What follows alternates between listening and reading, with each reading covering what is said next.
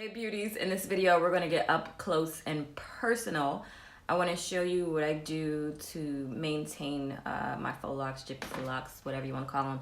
So as you can see how, let's get in there, let's get it right in there. See how loose this is? I'm just going to tighten this. This is after a month of wearing these. And as you can see, I tightened that one and a couple other ones. So I'm going to show you how to tighten these. And as you can see, all of this is new growth. I had these in for about a month and a half. And I'm actually getting ready to go to South Africa, so I don't want a whole bunch of loose locks in my head. So I tightened up a couple of these, which you can see these aren't tightened up. I also washed it. And that's what we're going to go over in this video. So let's get started. Okay, so we're going to get close into this. And this is part of my edges, and for those of you who see my other videos, you know, last time I got these professionally done and I wasn't doing it myself, they were so tight that my edges broke off. So I tend to leave this part out. But on this side, oops, it grew a little bit. So I just have this part didn't grow back yet, but the rest of this was like really growing. So I gelling it down, just you look crazy. So here's the thing I've learned. Again, I've had these in for like a month and a half. Many of you seen my epic fail with the Boho Babes Passion Twist. So I did try that and I used the Water Wave. This time I'm using the Free Tress, what is she? Bohemian Braid. And I've used this before. Most of the time I do my faux locks, I use this. Last time I used the Bohemian curl or braid in addition to the Water Wave curl. I like the way that the Water Wave curl is separated. It seemed like it would have been so much easier to wrap, so I went with that initially. But let me tell you the problems I've had with it. The problem I had with it is it was a much slipperier texture. So, and even you'll see here, see how this looks less like a lock and more like a twist that came apart? This is the hair I used, the Free Tress Water Wave, and it was just slipperier and it slid. Like, I've done faux locks on me a couple times now, so still not a pro, but I am starting to notice how the different hair works different. So this is the Bohemian Braid. I'm going back to this because it's more coarse, so it doesn't slip as much. And so what I'm doing right now is making it, you know, a little bit more nappy. So that it'll be easier to braid and all that. And some people have asked, why don't I just use Marley hair? I don't like the way the Marley hair looks. It's a little bit more coarse than I like. My hair is naturally curly, so I just felt like the Marley hair was just not necessarily all the way my texture. Not that this is, but I can, whatever. That's what I want. Okay, so you want to get this nice and coarse and as rough as you possibly can. I'm feeling a little lazy, so this is as serious as it's going to get. If you want to take it out, you could do that, but I'm just lazy. So you're going to see a very lazy method and to handling your roots, okay? So get closer. And okay, so see how loose this is? And this is my edge, so I'm not going to do this tight. Guys, don't do this tight around your edges or your braid's gonna end up on your pillow when you wake up, okay? So don't do that. And I'm gonna be extremely sensitive here because it took me a billion years to get this stuff to grow back. Last thing I wanna do is, okay, so you're gonna twist it, but let me tell you, when I twist my edges, I tend to twist it back that way. Whatever way I twist, the direction I twist it in my head, I have no idea. But up here in my edges, I twist it back. I just found it when it starts to grow and I'm trying to slick some of the new growth. That direction works best for me, but could be in my head. Do what works for you, boo. That's what we hear about, and we trying to do this ourselves. So I'm grabbing my new growth, okay? Oh, you may be wondering why I'm not using any product. Last time I did this, I used this, actually. This edge control.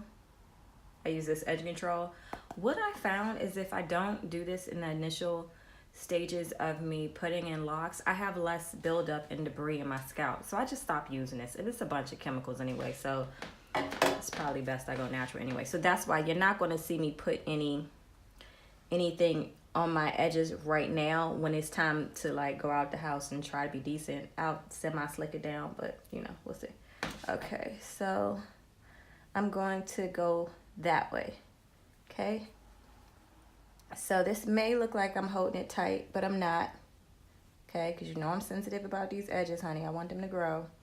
And I'm going to wrap this around very lightly, about 4 or 5 times. I can't remember how many times I did that. Okay, so we're left with this other piece of the braided hair and then my dread, but right here we're tight again. Okay, so I'm just going to proceed into wrapping it down. So the places where your new growth is, you're going to wrap that a couple times because you want it to be just as thick as the actual lock. Okay, so you can kind of feel that and feel that that feels the same width. I hope I'm showing you that. Okay, the width is the rest of the lock. So I went around a bunch of times to achieve that desired thickness. And then after that, I'm going to just continue to wrap down. So let's chat while I'm wrapping this down. And this isn't gonna be perfect. That's why I try to do bohemian locks, because honey, when I do it, it's ridiculous. But let's just chat. So I told you I changed the hair. And what else did I notice this time around? I think my technique is getting a little bit better, even though you see this look janky. But when it all comes together, it's less dumb. I think it's getting better. It's quicker for me to do it now. Remember last time I did it, it took me 50 years. And this time it's a little less time. I think I did it in, I don't know. I was watching TV and I stopped a couple times. So again, you want to go on top of each other. I'm going to show you in a bit how I washed my scalp. I just washed my hair. I did not wash the whole locks. These locks are long. You know, if I'm doing weave, it needs to be to my butt. And getting those soaking wet is just ridiculous. Don't even do that to yourself.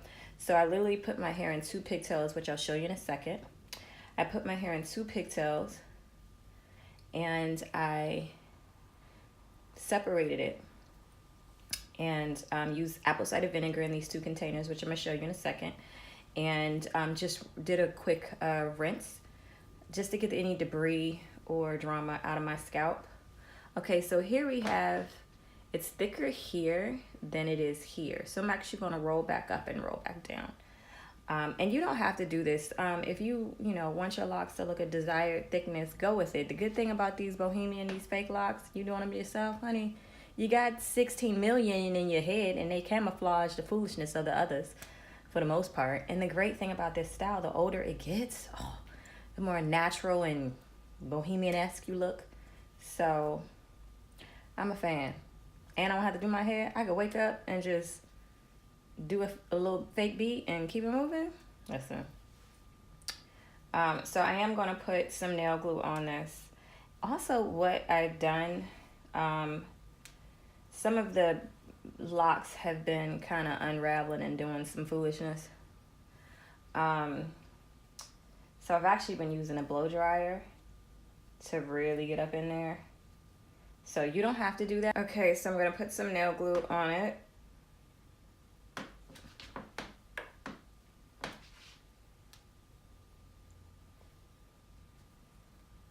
Oh, I got that all on my hand, damn it. And then I'm gonna palm roll it. So again, the root is tight again. And I'm gonna do these with the rest of the edges. But again, you just come here and you just wrap around. Again, this is the edges. Even though it looks tight, it really isn't. I have no tension here. You know I'm serious about my edges, honey. So we're good here. I'm gonna do the rest of these and I'll be back to tell you the process I went through for washing my locks. Okay, beauty, so let's talk maintenance really quickly. So I did wash my locks prior to me rewrapping them. I only had to rewrap them once so far. I had these in for about a month and a half. As soon as I get back from South Africa, I'll probably take them out and I'll do a video on the takeout process, especially after wrapping it. Maybe some confusion there.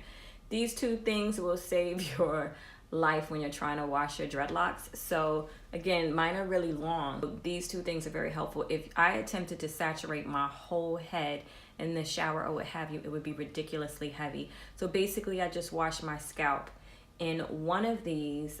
If you get 3, it'll probably be a lot easier, but you can make off with 2. In this one, I usually put apple cider vinegar in this and I saturate. I get up in the grooves and the crevices and I put the apple cider vinegar in my hair to break up any debris or what have you. And then I actually rinse it out and put warm to as hot as you can stand water. And then I rinse it out after letting it sit and me try to, you know, massage it for maybe about, you know, 5 or 10 minutes. And then rinse it out with water after the apple cider vinegar. And then this is, I don't know if you could see it. This is a little bit of shampoo that I use in addition to some warm water. So I dilute the shampoo a little bit so that it's not crazy sudsy, because if it would, it'd be really difficult to get out of all of these locks. So just use that, scrub the scalp, and get this apple cider vinegar smell out your hair. Scrub that out, rinse it, and I put my hair in 2 pigtails when I'm doing this. So I put this in a ponytail holder, and I put this side in a ponytail holder. So I have 2 ponytails when I'm doing this, okay? And so I'm having this out. I'm getting in there with the, I would have tried to record it, but it's already difficult enough to try to wash my hair, let alone trying to record it. But get in there, put a towel on your neck, get in there, and get the apple cider vinegar, get all that drama going on, and then rinse out this side. And then you're gonna do all of this over a sink, because you're gonna be dripping, not horribly, but you're gonna be dripping, and you just want to get all up in there and wash it. So okay, so you can let it air dry, but I also took some places, I put a blow dryer in my scalp and just I slept on top of a towel, and by the following morning my hair was dry, because you want your hair to be just as dry as it can when you're going to be wrapping even additional hair around your root. So I hope that helps. This is a pretty easy way, especially easy for me because y'all know I don't do no hair, to refresh your locks. Oh, here's another tip. So when I did these locks, again, this is the Bohemian braid hair. Can you see that? There we go. Some people mix their the synthetic hair and dip that in apple cider vinegar. It's supposed to help with itching and all the alkaline drama that's on the hair initially. I'm too lazy to do that. So after day 2, I find that my hair is itching like crazy. So here, I mix essential oil, peppermint. Okay, peppermint is actually good for your scalp as well and help stimulate growth. Now it will tingle. If you're real sensitive and tingling bothers you for whatever reason, don't use peppermint oil. But I use peppermint oil, I mix it with water and a little bit of jojoba oil. So peppermint oil, you want pure essential oil, not a fragrance oil. The thing about essential oil is light kills the therapeutic great benefits of it. So you want to have it in a dark amber glass. If you don't have it in there, you can get over it. Also, if you buy essential oils and they're not already stored in a dark amber glass, then they're probably not real good quality. So this I just got off of Amazon. I can't remember how much it was, but just get you a bottle and you just spray. You just spray your scalp. Get all up in there, honey. Spray it. This will help with itching, and it'll also help with when you want to refresh your locks. You're going to have these in, and honey, you could be doing all types of things, frying chicken, playing sports, whatever. You need to refresh your locks. You don't want to go around and your locks are smelling like who did it and why. So spray your locks, you know, get all up in there, spray the ends. And for some reason, people, when you have locks, like secretly, it could just be my weird friends. They're not my friends, it was strangers, but they introduced me to them. They wanted to smell my hair on the low. Like they didn't go like that, but I'm like sitting down and like, your hair smells like peppermint. And I'm like, why are you over there smelling my hair? But that's what they did, y'all. It's weird. So just get you some peppermint oil, put that in with some water. Peppermint oil, you just don't, listen, if you're dealing with essential oils and they're pure, you never put that on your skin without it being diluted. Do you hear me? Never put essential oils on your skin without it being diluted, okay? So the peppermint in here is diluted to the gods with water and a smidget of jojoba. I think for this big thing, I may have put like 30 drops. And some people may say that's excessive, but I have an excessive personality.